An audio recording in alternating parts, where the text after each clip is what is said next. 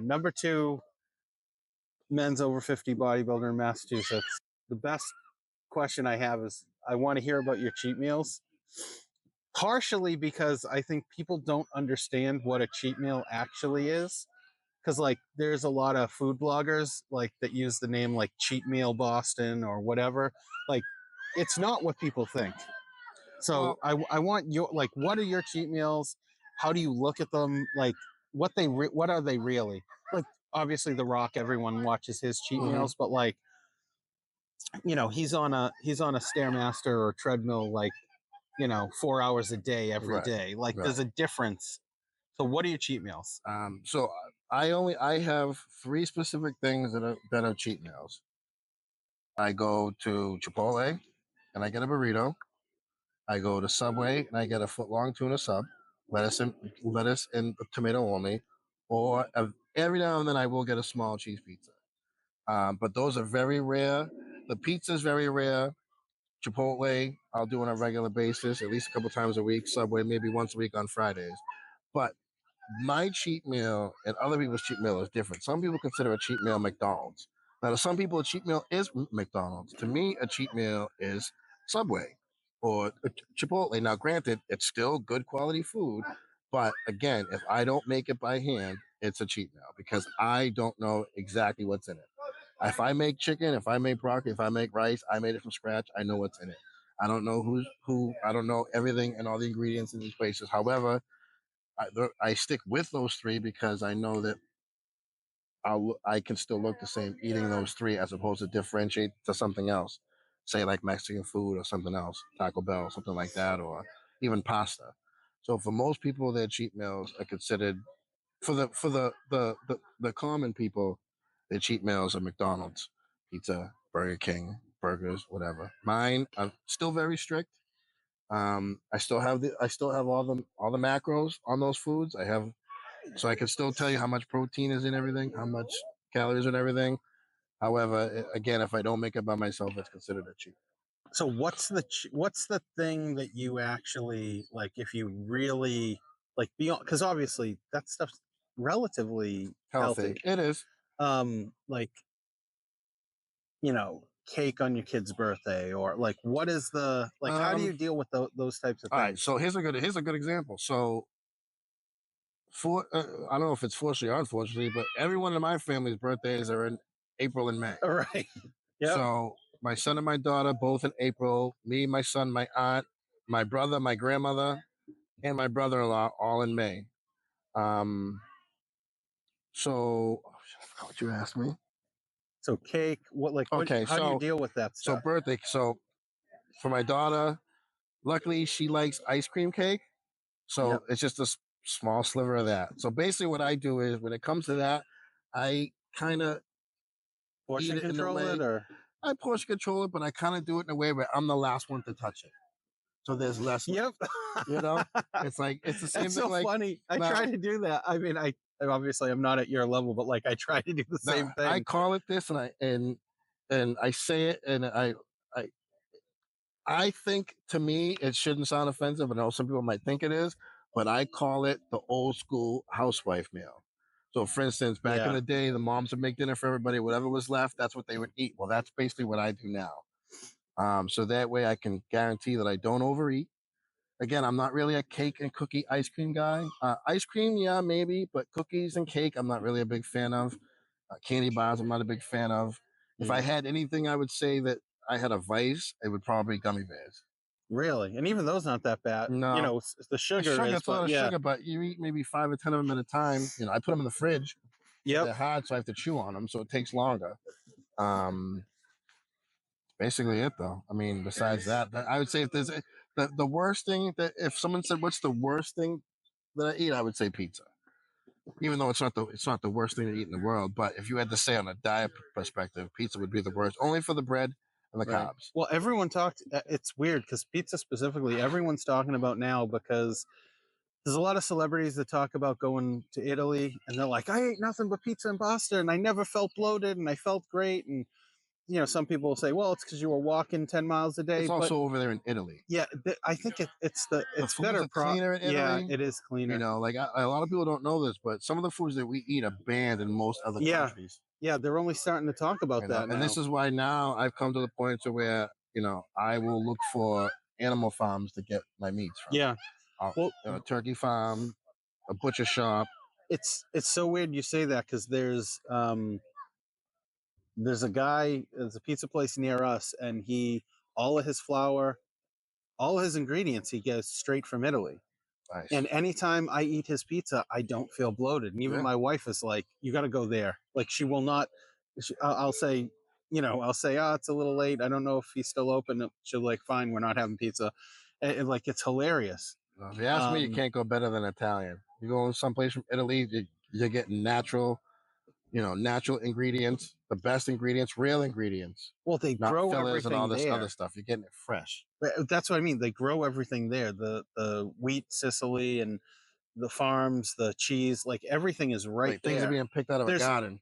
Right, but there's no there's no transportation. Like it's probably grown and consumed all within 5 to 10 miles at the most, which is really not that much. No, not at all.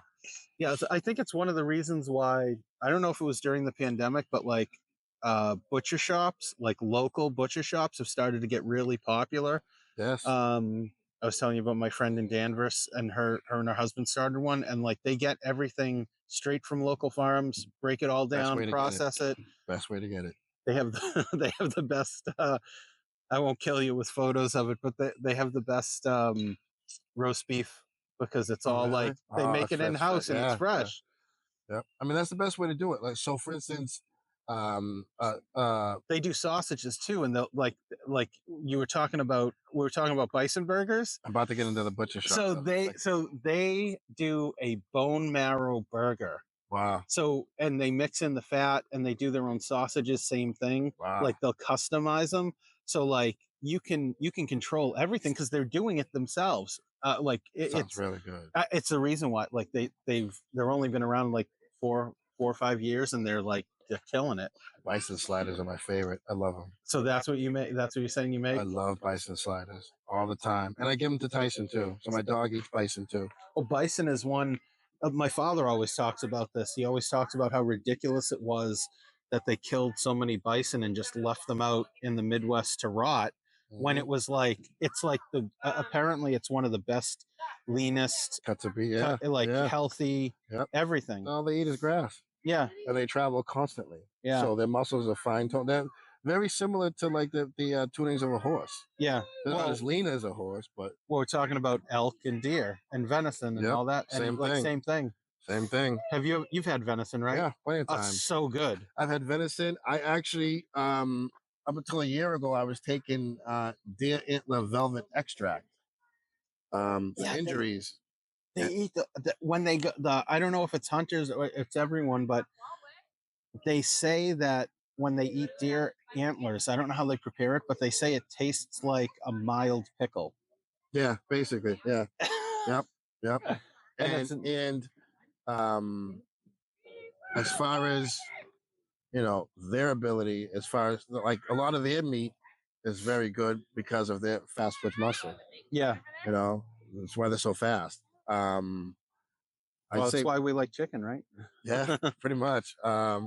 I would say out of all of them, I still would say the best tasting out of all three would be probably the bison. Yeah. But I'll never turn down elk.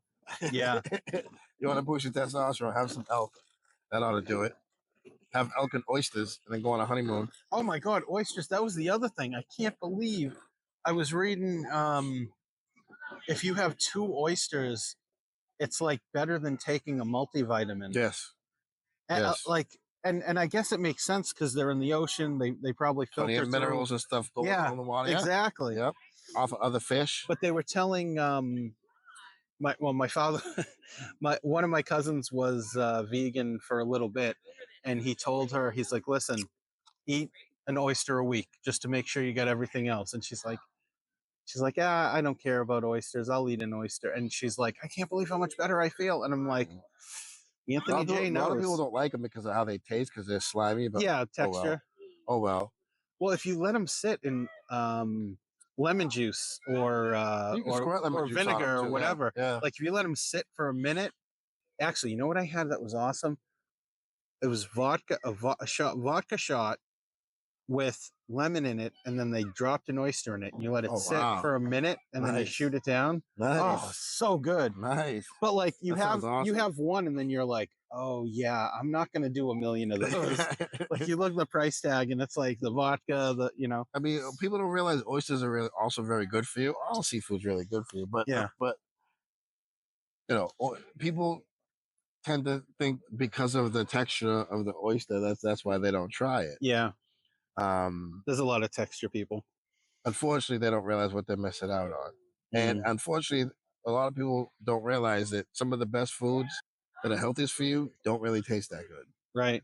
to the normal, to the normal person. Well, to the American palate. Right. Like that was the one thing I learned when I started doing more visits to restaurants and foods, and like I'm like, wow, people really can't taste as much as they say they do. Right. Yep. And it's like, yeah, it's But we definitely. also live in a world nowadays where most people can't even enjoy their meals. Everything is Oh, so time. rush. Yeah.